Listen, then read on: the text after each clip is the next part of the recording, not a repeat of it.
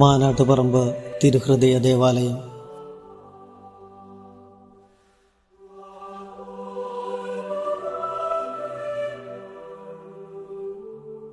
കൊച്ചി അഴിമുഖം മുതൽ വടക്ക് കൊടുങ്ങല്ലൂർ അഴിവരെ 25 കിലോമീറ്റർ നീളത്തിൽ കിടക്കുന്ന ദ്വീപാണ് എറണാകുളം ജില്ലയിലെ വൈപ്പിൻകര. ഏഷ്യയിൽ ജനസാന്ദ്രതയിൽ മുന്നിട്ട് നിൽക്കുന്ന ദ്വീപുകളിൽ ഒന്ന് തന്നെയാണ് വൈപ്പിൻ. AD 341 വെള്ളപ്പൊക്കത്തിൽ പെരിയാറും മറ്റ് നദികളും കൊണ്ടുവന്ന മണ്ണടിഞ്ഞുകൂടി ഉണ്ടായതാണ് ഇന്ന് കാണുന്ന വൈപ്പെന്ന് ചില ചരിത്ര ഗ്രന്ഥങ്ങളിൽ രേഖപ്പെടുത്തിയിരിക്കുന്നു. വൈപ്പിൻ പള്ളിപ്പുറം റോഡിൽ നായരമ്പലം ഗ്രാമപഞ്ചായത്ത് അതിർത്തിയിൽ മാനാട്ടുപറമ്പിൽ തിരുഹൃദയ ദേവാലയത്തിൻ്റെ നാമധേയത്തിൽ സ്ഥാപിതമായ തിരുഹൃദയ ദേവാലയം സ്ഥിതി ചെയ്യുന്നു. 1954 മുതൽ വാടയിൽ സെയിൻറ്റ് ജോർജ് ഇടവകയുടെ കീഴിലായിരുന്ന ഈ ദേവാലയം 1998 സ്വതന്ത്ര ഇടവകയായി ഉയർത്തപ്പെട്ടത്. വരാപ്പുഴ അതിരൂപതയുടെ കീഴിലുള്ള ഈ ലത്തീൻ കത്തോലിക്ക ദേവാലയം ക്രൈസ്തവ ചൈതന്യത്തിലും പാരമ്പര്യത്തിലും മികച്ചു നിൽക്കുന്ന ഇടവക സമൂഹവും 27 വിശ്വാസ വർഷങ്ങൾ താണ്ടി ഇന്ന് വളർച്ചയുടെ വഴിയിലാണ്.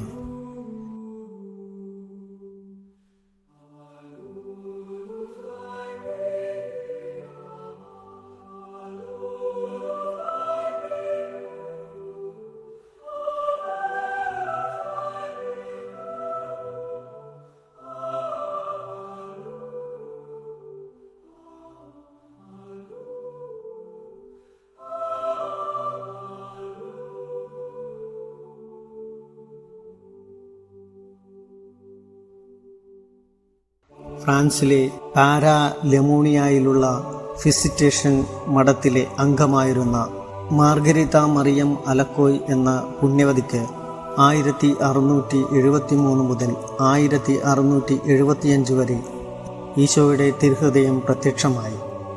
ഈശോ തൻ്റെ ഹൃദയം നെഞ്ചോട് ചേർത്ത് വിരലാൽ താങ്ങിയ രൂപത്തിലാണ് കാണപ്പെട്ടത്. ഹൃദയത്തിൻ്റെ മധ്യഭാഗത്തായി മുകളിൽ ഒരു കുരിശും കാണപ്പെട്ടു.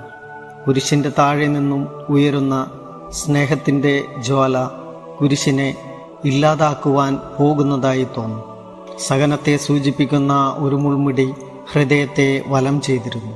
തൻ്റെ അജഗണത്തോടുള്ള സ്നേഹത്തിൻ്റെ പ്രതീകമായ മാംസള ഹൃദയമാണ് തിരുഹൃദയത്തിനോടുള്ള ഭക്തിയുടെ കാരണമായി പറയപ്പെടുന്നത്.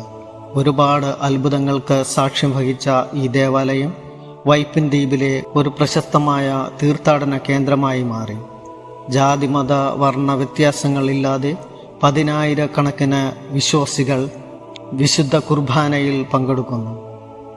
എല്ലാ വെള്ളിയാഴ്ചകളിലും നടക്കുന്ന കുർബാനയിൽ നാനാദിക്കിൽ നിന്നും ഇവിടെ വിശ്വാസികൾ വരികയും കാര്യസാധ്യത്തിന് നന്ദി അർപ്പിക്കുകയും ചെയ്യാറുണ്ട്.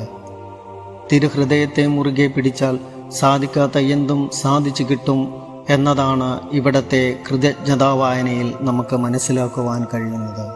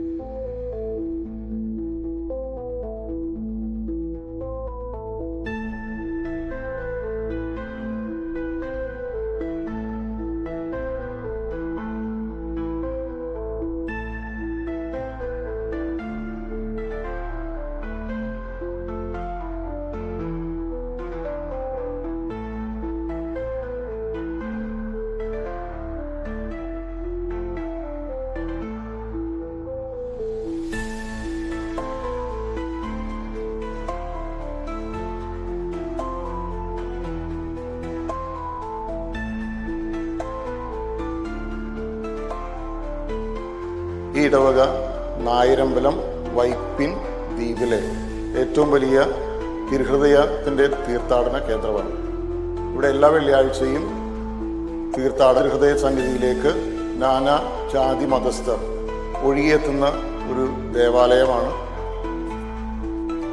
ഒത്തിരിയേറെ മനുഷ്യർക്ക് ആശ്വാസവും അനുഗ്രഹവും നൽകിക്കൊണ്ട് ഈ തിരുഹൃദയ ദേവാലയം വർഷങ്ങളായി മുന്നോട്ട് പോകുന്നു. ആയിരക്കണക്കിന് ആളുകൾ എല്ലാ വെള്ളിയാഴ്ചയും ഈ ദേവാലയത്തിൽ എത്താറുണ്ട്. ഒന്നാമത്തെ വെള്ളിയാഴ്ച പ്രത്യേകമായി രോഗശാന്തി ശുശ്രൂഷ നടത്തപ്പെടുന്നു.